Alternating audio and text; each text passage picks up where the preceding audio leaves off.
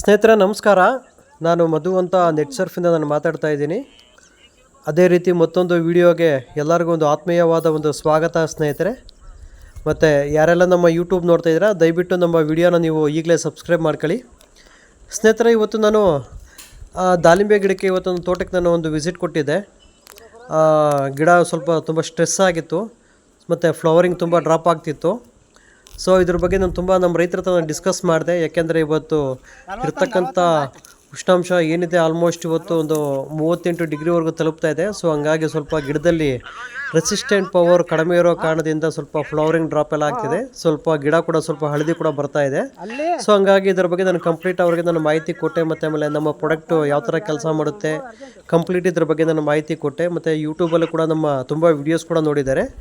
ಇವರು ನಮ್ಮ ಪರಿಚಯ ಯೂಟ್ಯೂಬಲ್ಲಿ ಕೂಡ ಆಗಿತ್ತು. ನಮ್ಮ ದಾಳಂಬ್ರಿ ಗಿಡದ ತೋಟಗಳು ತುಂಬ ಕೂಡ ನಾನು ಹಾಕಿದ್ದೆ. ಅದ್ರ ಬಗ್ಗೆ ಇವರು ತುಂಬ ವಿಡಿಯೋಸ್ ಕೂಡ ನೋಡಿದ್ದಾರೆ. ನೋಡಿದ ನಂತರ ನನಗೆ ಕಾಲ್ ಮಾಡಿ ಅವ್ರ ತೋಟ ಕಡೆ ಇವತ್ತು ನಾವು ವಿಸಿಟ್ ಬಂದಿದ್ದೀವಿ ಸ್ನೇಹಿತರೆ.